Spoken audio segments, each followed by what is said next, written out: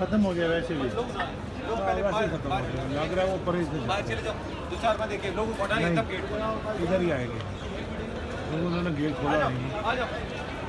इमरान खान साहब वापस इस वक्त उनकी गाड़ी वापस आ रही है। ये देखें इमरान खान इस्लामाबाद हाई कोर्ट से वापस आ रहे हैं।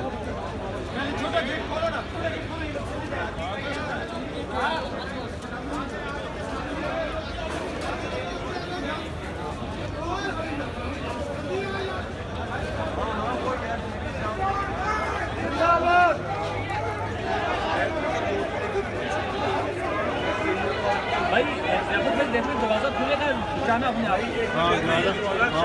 अंदर आएगा। हेलो भाई भाई जरा देखना। ठीक है बिल्कुल आएगा ये देखिए।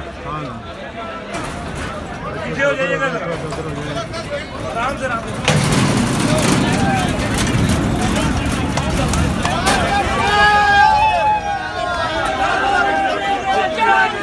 बेशुमार बेशुमार